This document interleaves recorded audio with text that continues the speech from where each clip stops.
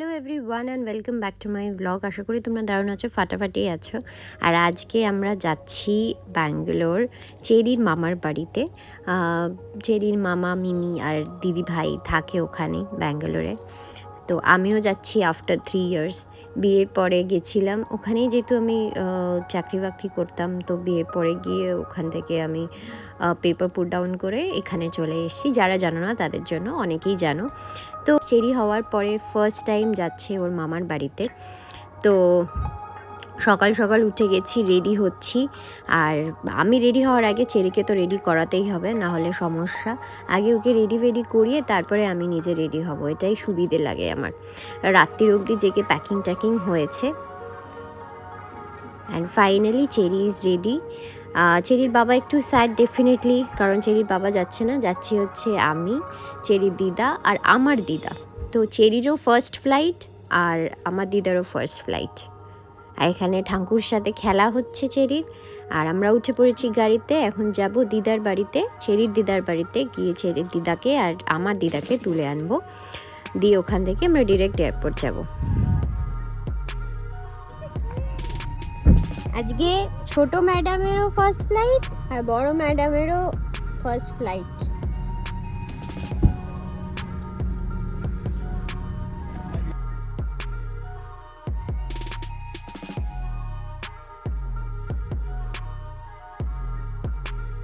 সেই লাস্ট বিয়ের পরে গেছি, তো তারপরে 3 বছর আমরা সেরকম করে কোথাও যাইনি। এমনি ঘুরেছি, উড়িষ্যা গেছি, বেড়াতে গেছি, অন্য জায়গায় গেছি, কিন্তু দাদার বাড়ি তো যাওয়া হয়নি। আর ফ্লাইটে করেও কোথাও যাওয়া হয়নি, তো একটা ভীষণ আলাদা ফিলিংই লাগছিল।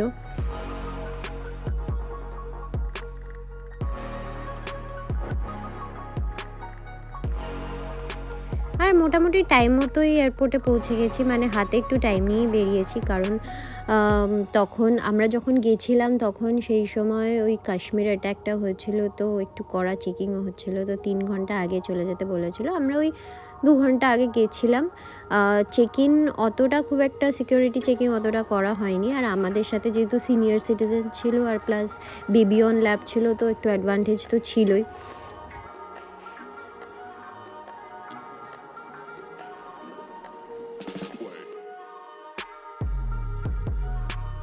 এয়ারপোর্টে ঢোকার আগে বিবি আর বাবার এখন একটু গল্প আড্ডা হলো, এরপরে আমরা যাব। এখন চেরি টাটা করছে বাবাকে, চেরি বাবা বেরিয়ে গেলে আমরা ঢুকে যাব।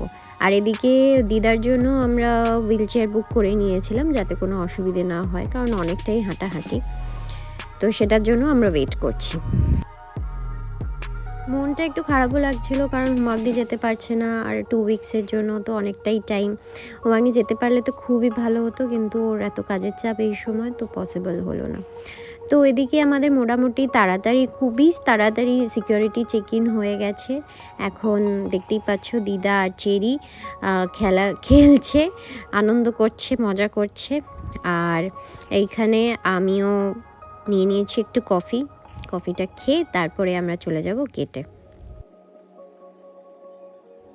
অ্যান্ড বোর্ডিং ফাইনালি শুরু হয়ে গেছে। মাঝে তো চেরিকে আমি ব্রেকফাস্টও করিয়ে দিয়েছিলাম, সেগুলো আর ক্লিপিংস তুলিনি, কারণ ওকে খাওয়াতেই সময় চলে যাচ্ছিল। আর এখন আমরা উঠে পড়ব ফ্লাইটে।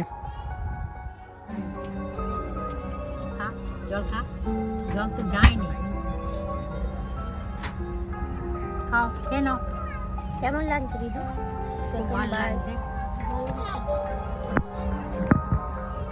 And finally we are all set for Bangalore trip.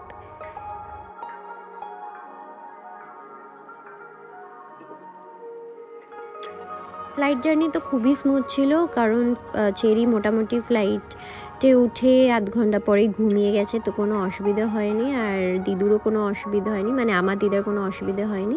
আর দেখতেই পাচ্ছ ফাইনালি আমরা ব্যাঙ্গালোরে নেমে গেছি, ল্যান্ড করে গেছি। আর হুইল চেয়ার সার্ভিসও খুবই স্মুথ ছিল, কলকাতার থেকেও খুব স্মুথ ছিল, এবং ব্যাঙ্গালোরেরটাও খুব স্মুথ ছিল। এখন আমরা যাচ্ছি দাদাদের বাড়িতে, আর ওয়েট করছি কখন মেঘু আর নিঙ্গিকে দেখবো।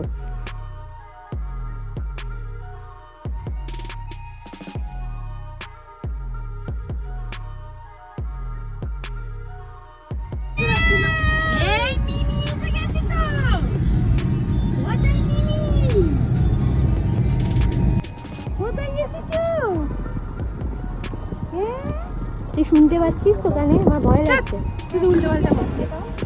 চুলটা দেখাও তো তোমার। হ্যাঁ ঠিক আছে একদম। তো এইটা বলার কারণ ফ্লাইটে উঠে সবাই বলছিল কি বাচ্চার ইয়ারে প্রেশার পড়ে, তো আমার একটু টেনশন তো হচ্ছিল, তো তাই জন্য চেক করছিলাম। আর এখানে চলে এসছে দাদি, ওয়েলকাম করছে আমাদেরকে। দাদি মানে হচ্ছে দিদির ঠাকুমা, মানে বৌদির ঠাকুমা, আমার বৌদির ঠাকুমা। বৌদি আর দাদি এখন এখানে আমাদের সবাইকে ওয়েলকাম করছে, তারপরে আমরা ঢুকবো ঘরে।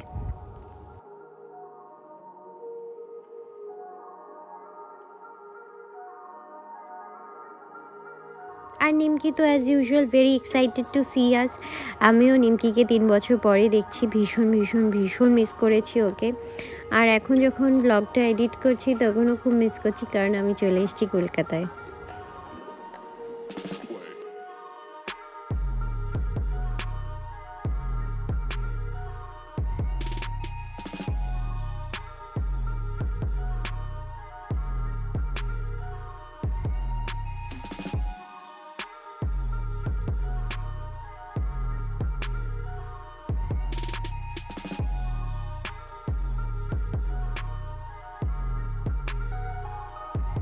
দিদি ভাই কই?